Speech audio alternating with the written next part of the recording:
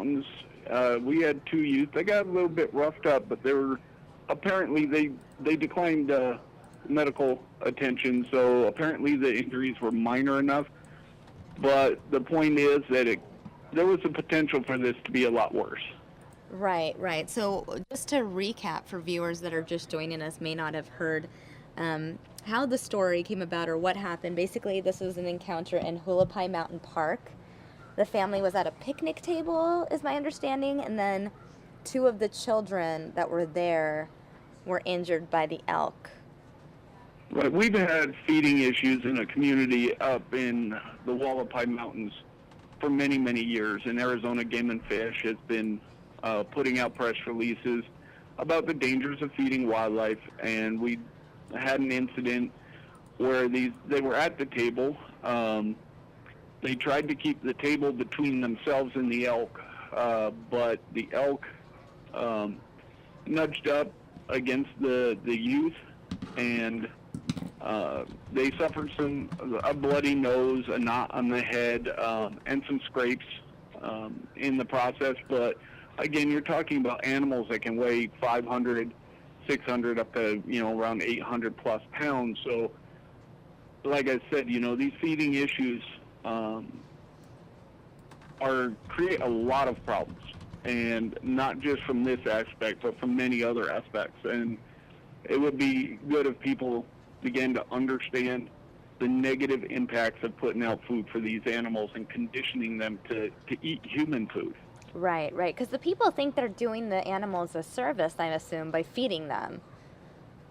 I think a lot of people think they're trying to help them, but I always like to say this is an act of selfishness, not of selflessness, because they don't need the help.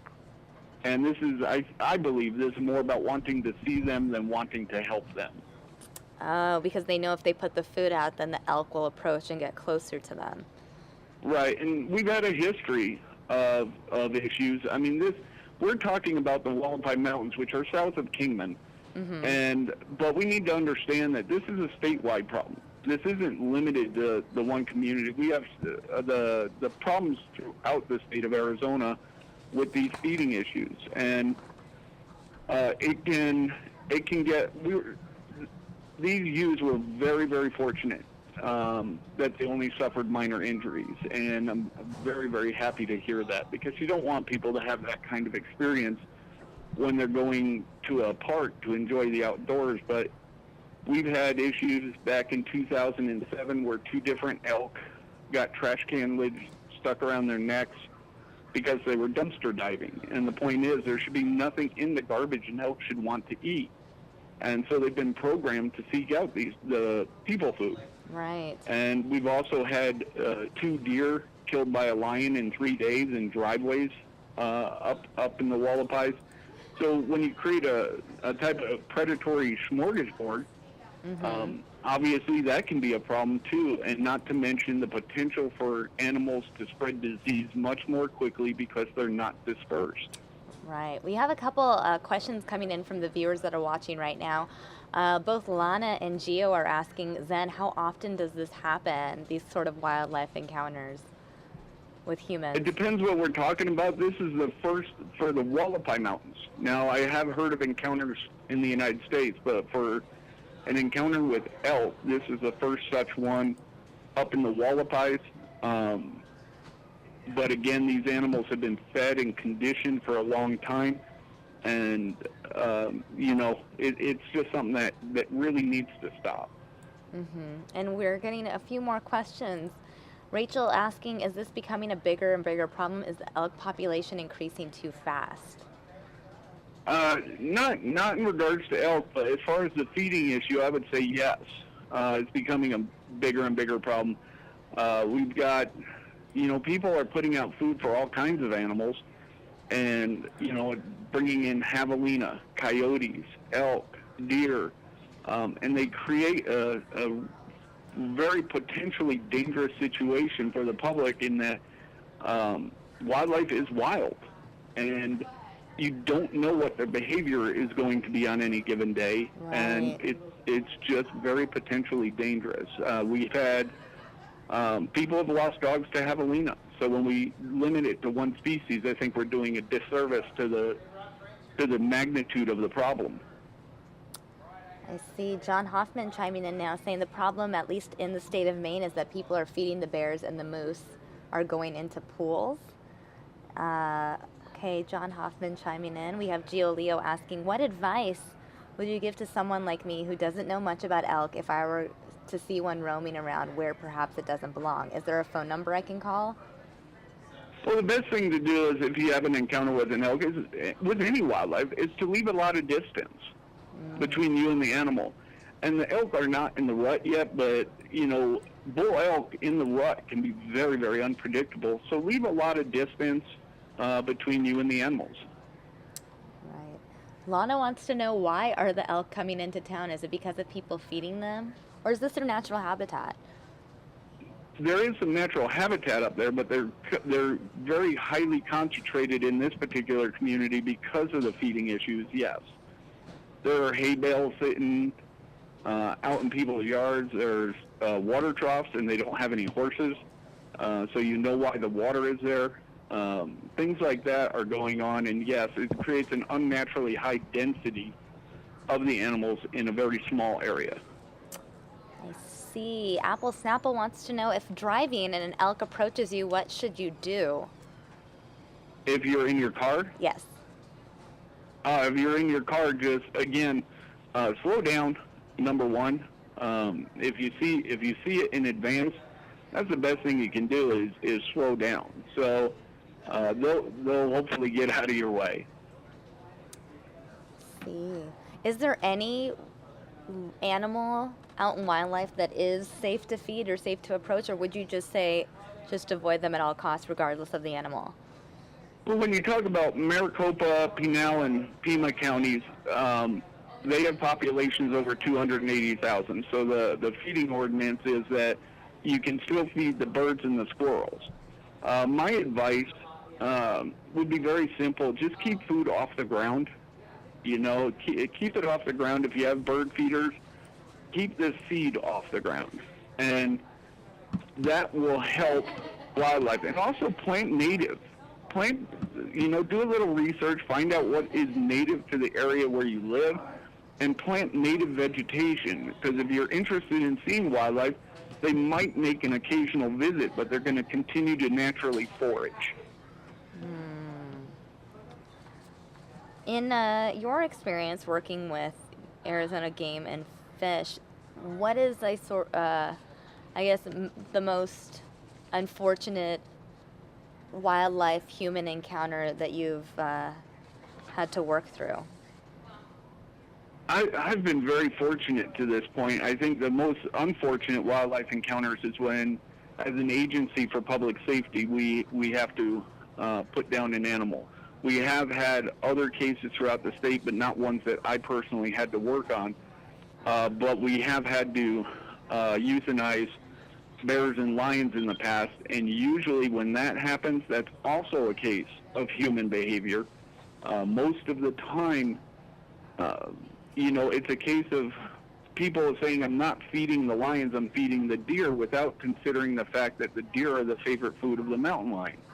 And then the lion becomes habituated to being around people, and that makes it a very dangerous mountain lion at that point. So, I always try and teach the public when I'm out doing talks and things like that when you start pointing your finger, a bear's been euthanized or a mountain lion, make sure you're pointing it in the right direction. Because there's usually a reason that these animals have become a danger to people. Wow, I'm reading here from the press release you guys sent that back in 2007, 2 elk needed to have trash can lids removed from their necks. Yes, and boy, that cost the agency a lot of time and effort, because the elk were seeking out people's food, so they were dumpster diving. Wow. And this is a real dangerous practice when you consider back in I want to say it was 1995. That about 24 deer at the Grand Canyon were euthanized because they were apparently starving to death, and they weren't sure why, and they performed a necropsy. And the deer, because people were feeding it human food, they could not they became hooked on junk food, and their digestive system could no longer handle the native vegetation that they should have been consuming all along. Wow. Wow, that is so unfortunate. We're getting a couple additional questions from viewers. Eduardo asked, where are the elk mostly seen in Arizona? Just in the upper north area? Elk we have a lot of wildlife islands in the state of Arizona because of the variety of habitat that's available. Around Kingman, yes, it would be the Wallapai Mountains would be the best area, but when you start heading towards the east, Unit 10, which is it's a huge game management unit, and it's near the Seligman area, I guess is a good way to put it. Flagstaff. So yeah, there's a lot of areas to find elk. All right, we got a couple more questions coming in. Gringo Nader wants to know, are there specific scents that attract these elk or, deter the elks from approaching? Well, they have a decent sense of smell, of course, but once again, I got to go back to the same message, and I'm sorry if it gets boring, but, people have conditioned them to seek out specific food sources instead of eating what they should be eating. So that's the primary problem. It's not the scent of the food, it's the type of food they're seeking out. Right. What should an elk eat? Native vegetation. They go out and they feed on a lot of different things. They'll eat the leaves, the grasses, so forth, so on. So. All right. Well, Zen, I appreciate you chatting with us here on News Now and answering all our viewer questions. Any final advice for our viewers? Yeah, when wildlife appear to become overly accustomed to being around a residence, don't let them get into that pattern. Scare them away. Floodlights can help. Loud noises, banging pots and pans, scare them away. And don't let them get too accustomed to people, because that's when things can get a little more dangerous. All right, Zen. Well, again, I appreciate your time. I appreciate you answering these questions, and we'd love to have you again on News Now when time permits. So thank you. Well, thank you very much for having me. It's been a pleasure. All right, we will talk to you soon. Thank you. Okay. Bye. Bye-bye. Again, guys, that was Zen Mocarski with the Arizona Game and Fish Department answering your questions about this crazy elk encounter. And just want to give you a recap for those of you who may have just joined us, not sure why we're talking about elk right now or wildlife in general. Basically, this happened just south of Kingman. This was in Wallapai Mountain Park. A family was at a picnic table. A group of elk approached the family, encircled the table. Two kids, a boy and a girl, were injured by the hooves of the elk. Girl suffered a bloody nose and minor injuries to her forehead and lower leg, while the boy suffered a bump to the head. In this scenario, the family was not feeding the animals.